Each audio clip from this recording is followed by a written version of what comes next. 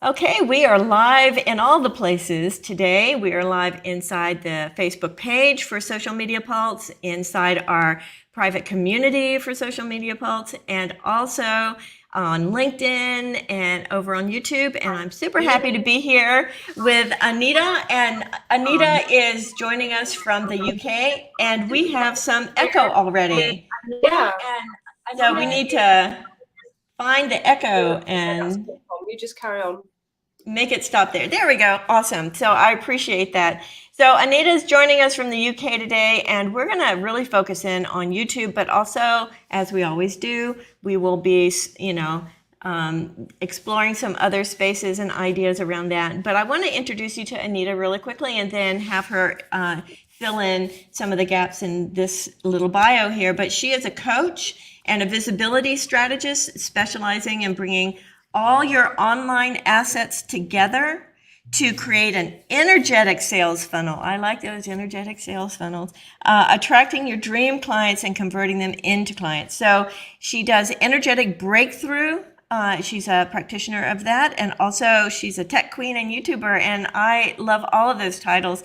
And Anita, you come suggested from one of our community members, and I just want to remind everyone that if you are online watching us in Facebook or LinkedIn or all of those things, we're actually trying to do the engagement and the comments and the questions and the answers here at socialmediapulse.info/office-hour-September-1. And that's the short link. So anyway, I'm really happy to have you here, Anita. And that was just like a little bio about you. But can you kind of bring us into a little bit of a journey story of how you got there? And then we're just going to give everybody some amazing tips and strategies to use, especially on YouTube. Yeah, sure. Thank you, Phyllis. So right back when I started, it was about 8 years ago. So prior to having my children, I've got 4 adult children, they're 18 plus now. I was an ICU nurse. So then I just stopped and had kids and things like that. And then I got really interested in products online and helping a girlfriend with a shop and things like that. And then I just sort of fell into the digital marketing, helping her do all of those things. And then I took myself off to college and did a few courses and things like that. And then it's just evolved from there. I've got a really good knack of helping people understand how to use all of the tools that we need to be visible. And it's grown gradually from there. And that's sort of where I'm at now, really. Although I've just done a really intensive training to help a lot with the mindset, which is where all the energetic stuff comes from, because it's super important. To the practical part of it is just one small bit, and I really want to sort of like take that a little bit further. I totally agree with you that there's always a big mindset, energetic thing behind doing anything online, because you can know all the steps and even write curriculum about all the steps and still not have the focus and the energy and the enthusiasm you would need to really bring to something like that. So this is awesome. But so I know that obviously you love YouTube, but you sort of like kind of came into this YouTube focus through a little bit of a journey too. Can you tell us about that? Yeah, it was basically part of what I was doing, helping people understand how to use social media. So how to use Facebook, how to use Instagram were my like main primary platforms. And I quite like I really like all the updates that happen. I know it drives everyone else mad because it's like, oh, not something else is happening, but I use Uh-oh. Anita's frozen. something new happened. There you go. I'm back. I'd quickly do a video on what the update was and how you could use it in your marketing and things like that. And that's sort of how the YouTube grew. And that's how all of my sort of like communities and business has grown. And then from that, that's how YouTube, one of the videos on YouTube just suddenly got a lot of traction. And then it was like, okay, I'm just going to concentrate on YouTube and build that up. And now it is actually my first point of being visible is actually posting onto YouTube first. Yes, YouTube is a great hub to use that way. I think that's really great. So I think I'm going to ask you a few questions that I think our audience is very interested in, and this is A question that they ask basically for every social platform now: is it still possible to reach your audience on YouTube, or is there, just too many people and you just won't be seen anymore? How are you feeling about YouTube and being able to reach people? I definitely think that there's a lot of space for everybody to be on YouTube. I think what happens is that we see all of the YouTubers who have got like thousands or millions of subscribers, and we suddenly think, oh, there's no need for me to be there because they've already got the audience and they've already got all the subscribers. But there is, I can't think of it off memory, but I think it's almost like there's still only sort of like 30% of businesses actually actively using YouTube as a tool. So there's there's lots of space, but there are things that you do need to do when you're creating your channel and posting to your channel that you need to sort of like get into a routine of doing, so that it really helps elevate the content. Yeah, so let's talk about that just a little bit. What are some, basic high-level things that every person who's wanting to use YouTube should keep in mind as they're building videos for the platform? Well, the first thing is actually to research the title before you record the video. It's super important to actually obviously know who you want your audience to be, know what you want the video to be about, but then spend a bit of time actually on YouTube looking at what other people are doing around that content that you want to actually produce, and look at the titles that they're using, look at how many views that title has got, what they've written in their description. And it's just really interesting because YouTube, their artificial intelligence, will listen to the video and pick out the title when you're actually doing the video. So if you've already got your title sorted and then you record your video and you repeat your title in your video a few times, it's going to see those as keywords, and it's all going to help with your optimization and the reach and the views. So, and I know that's a bit of reverse because a lot of people record the video and then they come up with the title. So sometimes it should be the other way around. That's a fantastic tip. And just in case you sort of missed that, rewind about a minute and listen to that again, because the idea of researching your title, coming up with your title, and making sure you say your title inside the video several times, because that's a keyword process that YouTube likes in its algorithm, then there you go. That should help a lot. So hopefully the team in Social Media Pulse can take that up too. That would be freaking awesome. So just in case people are seeing this randomly in their socials and have no idea what's going on, especially if you're watching as a replay viewer, the Social Media Pulse community is all about helping social media managers. That's like the core mission of it. And I know many of the members inside that community manage clients' YouTube channels, right? So do you have any particular advice for them? Because they would be working in there as, either as moderators or as admins or managers, uploading videos and doing all the things. Do you have any particular advice for the social media managers? Well, I would make sure that the YouTube channel the basics are set up properly. So in other words, when you go to your client's YouTube channel and you go to the home page, what do you see? Because a lot of the time there are no videos on the home page because there are no playlists that have been created. And also you need to have your banner. So if I were to sort of like go through the steps, make sure that the title of your YouTube channel is keyword rich in a way that it's either you as a personal brand, or if you're working for a company, it's the company. And then have the banner saying what it is that you're doing. So what's the solution, like the usual bit. But a lot of the time there isn't a banner. So it's actually creating a banner for them. And then customizing the channel. So having your logo on the videos, like a watermark that could be put in, the about section where you can have information, and then also having the links activated, because you can have up to 5 links showing in the banner, which is like a lead generation. So another thing is to make sure that if you take over someone's YouTube channel, that they do have a funnel.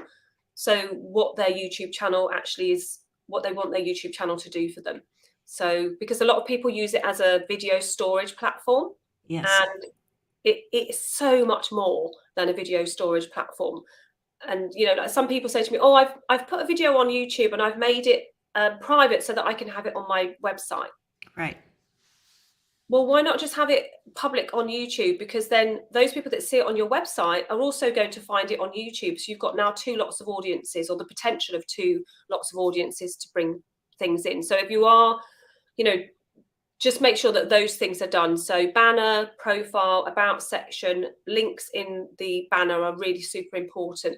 And then also the links to your website, links to maybe your email marketing lists and things like that. So, and that's like the setup of the channel. And then the individual videos, they all have to be optimized as well. Yes. And that again goes into the keyword thing. Yes. So just in case anybody is listening, just remember that inside the community, we have the Academy. And inside the Academy, we have a section on YouTube. And inside the section on YouTube, there's an SEO checklist so that you can go through and make sure you're doing all the things. And once you do this a few times, it gets to be, you know where to go and all of that. But that original checklist for if this is new to you is super helpful in getting all of those things done. And I know that sometimes the biggest challenge for a lot of social media managers, if they're taking over a YouTube channel, is, making sure all those pieces are together. And again, a reminder that we have a social media audit inside the Academy that has a YouTube tab, and then you can just go through and do they have the correct size banner? That banner is like humongous. So you need to make sure it's the right size. You need all the things and just check them off. And whatever you don't have done, just do them. And that would certainly help elevate the channel.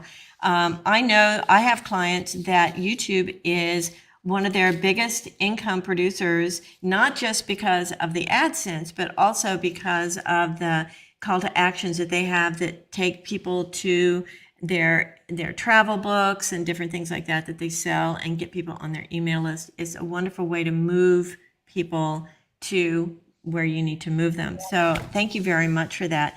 So talking about, moving people in CTAs, what's your favorite, excuse me, I'm trying to eat my hair here.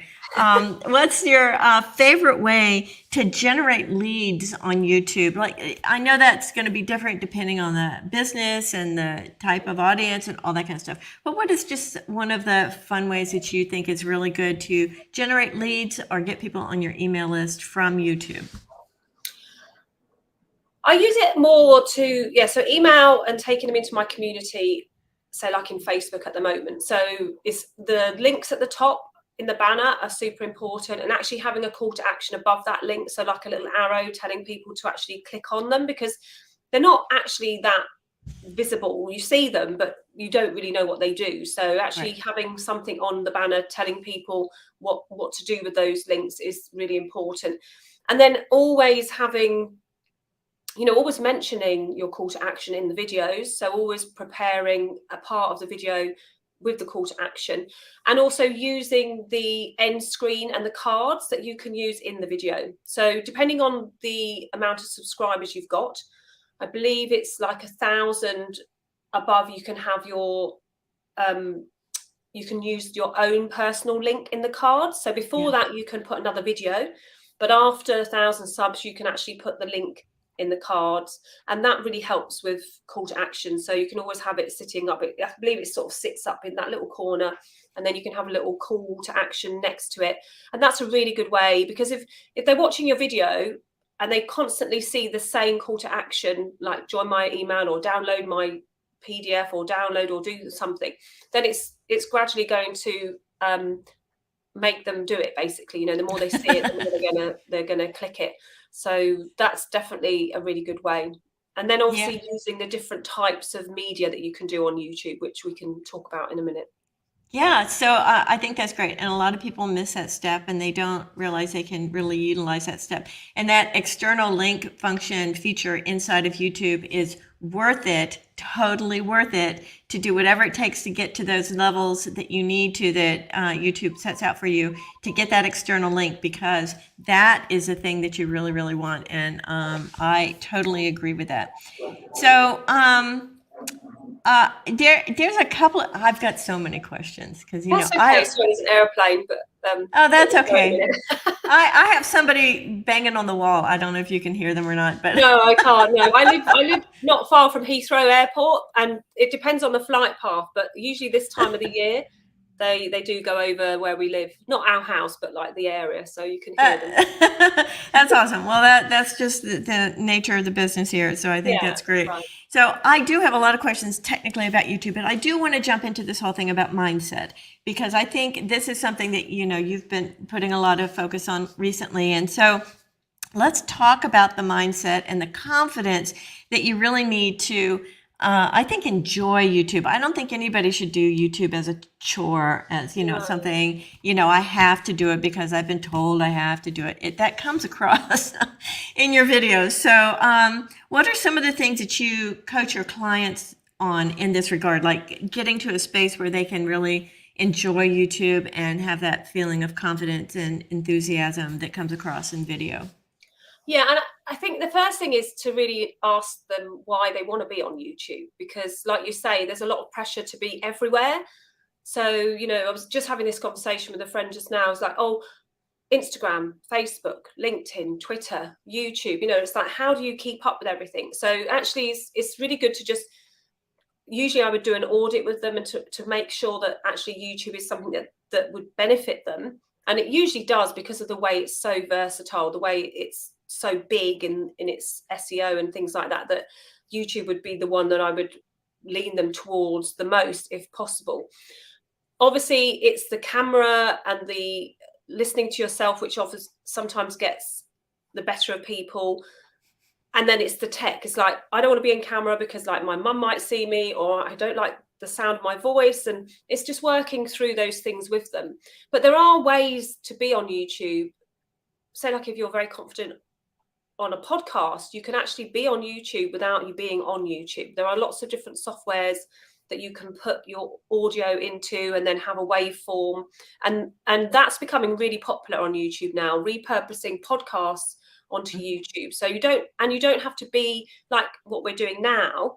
Some people do their podcasts like that. You don't actually have to be on the video to do that. So it's finding a way that they're comfortable with, but also just starting slowly and realizing that you don't have to be perfect. One of my first videos that went completely ballistic, I look at it now and I go, oh my goodness, did I actually do that? Like, I was looking down at the camera, so the camera was coming up here. I was sitting downstairs. We have a chandelier, so there was all shadows everywhere. The sound was right, and I just rushed in. I found this update. I'm going to show you how to do it. And it was like it was just natural. And I think that's the thing, is just be yourself. Come over as yourself, because actually that's what's going to attract people to you. And that's why, like, if you know me a little bit, the pineapple is all about being you, being unique, and spreading your own essence. Because if you walk into a supermarket and go to buy a pineapple, they all look the same from a distance, but actually the closer you get, the more unique they become. And that's the same with every one of us. The more people learn about you, the more your brilliance comes out. So just relax and give it a go, and don't worry about the videos not getting views straight away, because they will generate views over time. Yes, that is the one thing about YouTube that's really important for people to understand, that yes, a video can take off like that, just from the enthusiasm that you show in the video. But one of the best things about YouTube is the viewership over time. So I have videos that I did in 2016, 17, 18 that continue to get views every day, and now have like hundreds of thousands of views. Yeah. But it was from 2016, and I'm like, okay, I'll take it, right? Now, and I'll say this straight up, I started YouTube at the same time that I have a client that started YouTube, but he posted twice a week, every week for 10 years. And now he's got close to 200,000 subscribers, and he makes many thousands of dollars a month on his YouTube channel. I posted a little bit, and then I stopped. Yeah. And I make $25 a month on YouTube, and I only have, close to 3,000 subscribers. So let's talk about that consistent activity that rewards you through time, and what's something that you can do to make sure that you are like my client and not like me. Yeah, I think it's just scheduling a little bit of time into your week to create the content, and then, like you say, it's being consistent. But there are more ways to show up on YouTube now than just putting a video, and that's the beauty of evolution in the way that platforms change. But on YouTube, you have a pre-recorded video, you have a live video like we're doing now. You also have shorts, which are the equivalent to Instagram Reels and TikToks. Yes. And you also, if you have more than 500 subscribers, you also have the option to use the community tab, which is the same as you posting in Facebook and Instagram. You can put a picture up, you can do an update, you can run a poll. And if you aim to do one video a week minimum, let's say like a long form video, which is what I would say like either a live stream or a pre-recorded video, at least once a week, every week. And then if you want to, then grow your community on YouTube, which is something that I'm really focusing on over the next 12 months. Be present in the community tab every day. If you want to put a short up, which is like a mindset update or something that's happening that's still relevant to your business or your life, put that up, because those will go into a separate area within your YouTube channel, and they all drive everybody back to the same place, which is of course your main channel. And I think consistency is key. And I've noticed it because I took the summer off and I just really didn't do any videos, and I can see my views have gone down a little bit and everything. But over the last 2 weeks, I've been doing 3 videos a week, repurposing stuff that I've had inside my training portal and things. And now my views are starting to come back up. My subscribers are starting to come back up. So it really is consistency. Yeah, and you do have to feed the machine, and so you have to think about that a little bit. And I think this is wonderful. We've kind of opened up this gate of all these cool things that you can do on YouTube, and the community tab is one of the best. I love this, and the way it shows up on mobile is really good too. And there are some people that are really rocking that space, and I think that's great. Another feature on YouTube that a lot of people don't know about is the membership program. So you can actually join a channel and pay a membership fee monthly, anywhere from, I think it's like $4.99 up to, I don't know, $9.99 or something insane. Yeah. And those people who are in that membership community, when the channel wants to post on the community tab, they can filter that just for the members. So only the members would see certain things that are posted on that community tab. I think that's a beautiful function. And the other function that starting right now, and I'm actually working on with a client, maybe you can talk about this, seeing where this might go, is Shopify just integrated with YouTube, and I'm super excited about this. Yeah, I'm trying to think what merchandise I can sell, because like, he was telling me, would you like to open your shop? And I'm like, I don't have a shop. And it's great because that means in a live video or recorded video or any video, you can mention a product and it shows up at the bottom screen. It comes like live shopping on YouTube. So it's very exciting for a lot of clients. So are there any other kind of cool things about YouTube that you really like that, depending on the business, would be a cool feature to have? Well, I've just activated the stars on mine as well, because like I said, I want to really focus on growing my community on YouTube. So the membership I'm looking at, and then the stars where you give priority to, like when you're live streaming, and also in the premieres, you give priority to people's comments and it moves up the chat a little bit more. So those things are really good.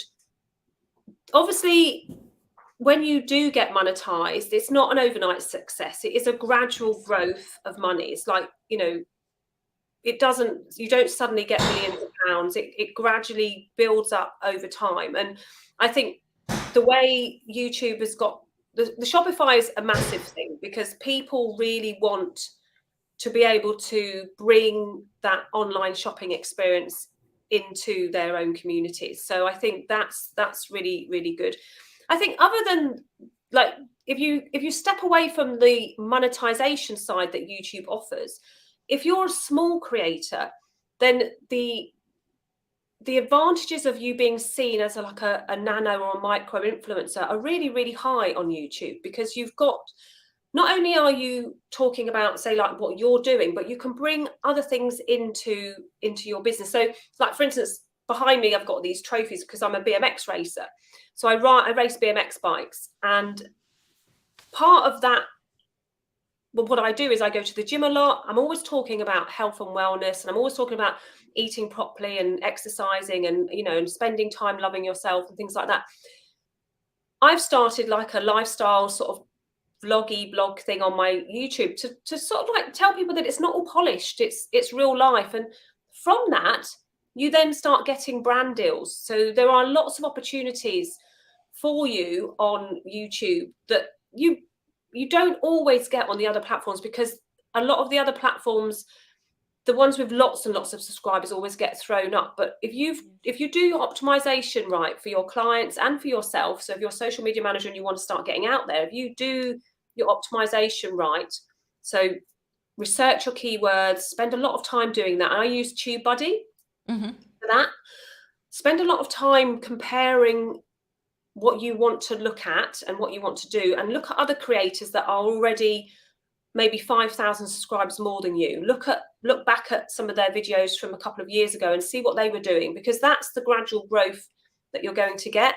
And I think it will gradually grow. YouTube's not an overnight success, it's a gradual growth. And I think you can get offers from areas that you didn't know existed. So both of my big sort of brand deals that I got were from people looking at what I was doing on my YouTube channel and how I was teaching people how to, you know, use the tools that I'm using on my everyday life to do my business. So it's definitely, I would say that, yes, the 1,000 subs and the 4,000 views are what you really want to aim for, so that you do get that passive income coming in from the ads. But actually, you can actually make a lot of money through YouTube before you even hit that.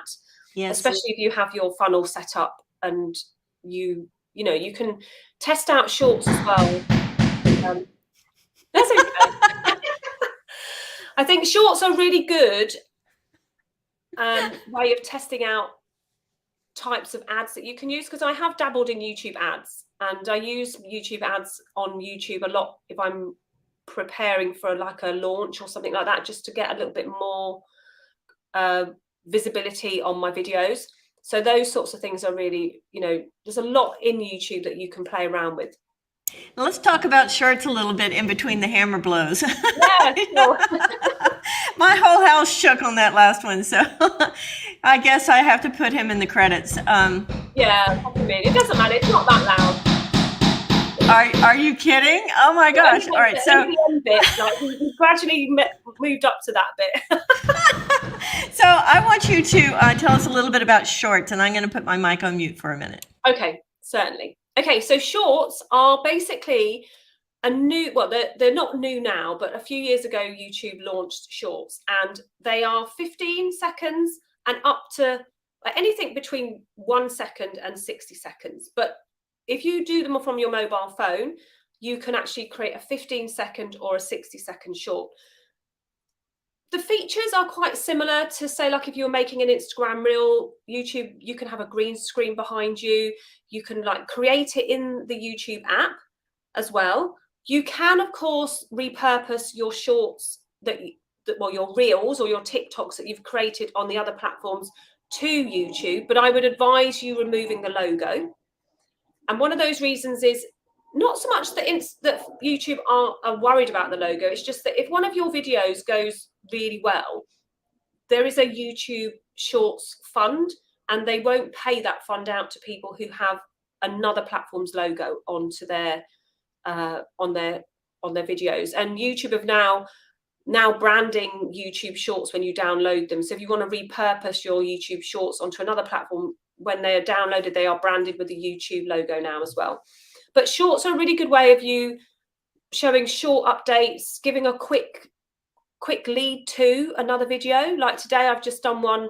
I've got a video coming out at 6 o'clock today around how to use ConvertKit. And I did a little video, a 1-minute short, saying that it's coming out and why it's coming out and why you need to have, you know, your audience growth. And I popped that up onto YouTube as well. So it's a great way of just having a little snippet of something as well. So my hammer guy is like going to it here. So I apologize for that, but I love the whole evolution of shorts on YouTube and what they're doing now in terms of just making it a little bit more standardized in terms of other short form video across other platforms. I think it's great. And I do know that, if someone is looking at shorts, especially on their phone, they don't know where they are. They could be on Instagram. They could be on TikTok. It's just shorts are like shorts, right? And I do know that my hammer guy is having a good time today. That I think that every YouTuber needs to really kind of lean into this and just check it out and see how that works for them. So this has been awesome. I'm going to go and check real quick and see if we have any questions from anybody. And if... to see, oh my, okay. And I know that Ruth is here, and Ruth said that there's lots and lots of nuggets in this office hour. Yes, I think we've discussed quite a few really cool things. I want you to hold on just a moment. I have never done this inside an office hour. And can you just hold 1 second? Yep, sure.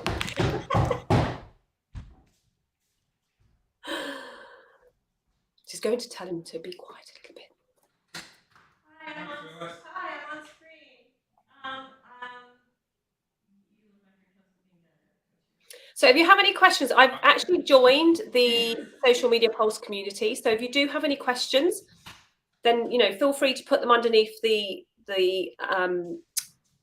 chat that was created for this live, because I'll be able to come back in and answer them as well.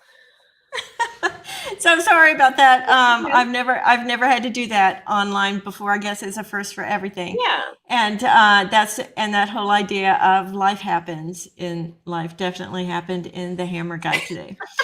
So we've talked about a bunch of things. I know that you do the BMX thing was a surprise. That was really kind of awesome to learn about. That's worthy of a second channel too, isn't it? What do you think about second channels? Yeah, I mean, I haven't gone down a second channel yet because I've got my eyes on the 10K at the moment. I really want to just focus on the 10K, but I do believe that part of being an entrepreneur, especially I'm 50, so especially entrepreneurs that are, the same age as us or a little bit older, I think juggling life and what you do is actually part of your channel. I mean, obviously for social media managers, you adhere to who you're working for, but that person, I think shorts is a really good way of bringing that aspect into your channel, because it's short video. People look at it like reels or stories. It's a quick update that they can learn about.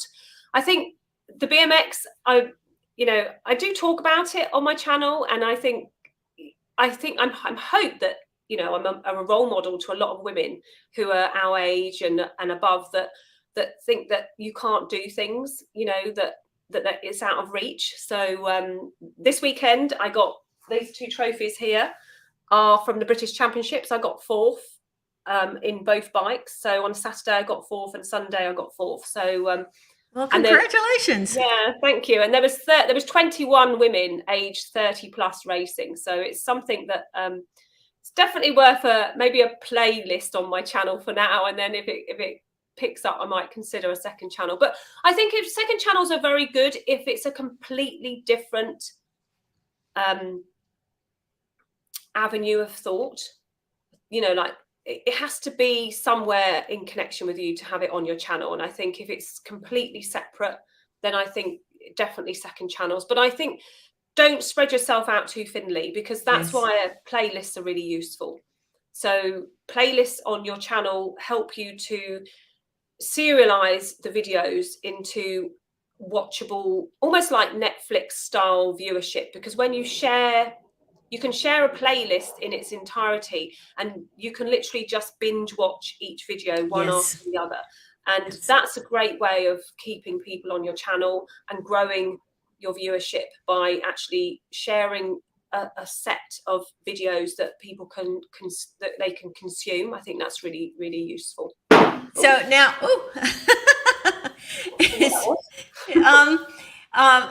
you've actually hit on a topic I love, and that's the power of playlists. And it is so important to me. And I have a client with a really big YouTube channel, and they've really worked out the playlist, and it's really great. And what we've done is set up some auto posting of the playlist. And so for people who don't understand the power of the playlist is if you just go on YouTube, if we had just put in a tweet, go watch this video, then they'd watch the video, but then YouTube is going to suggest other people's videos after it. Hopefully some of yours too, but a lot of times other people's. Whereas if you share on that tweet the playlist link, when they go to watch that video, the next video that comes up is yours, and the next one that comes up is yours. And so that whole suggested video thing becomes secondary. And that way you get your views on your topics. And as long as, and the other thing people don't realize is you can have descriptions for the playlist. It has a dedicated URL. You can share the playlist right from there. You can flip around where the videos show up in the lineup of the playlist. There's a lot of things that you can do with it.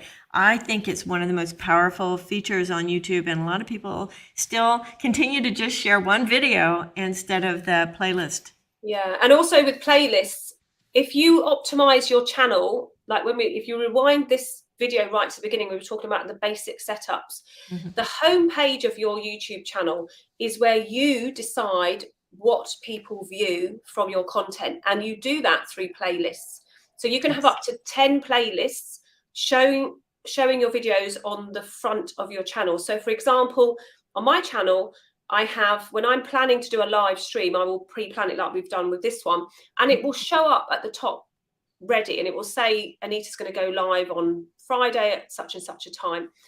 And if you premiere a video, which is a pre-recorded video that you upload into YouTube and then you schedule, that also shows up as a video that's going to happen. And in the playlists, you can actually dictate the order, and like you say, whether they start with the most viewed or the most recently uploaded.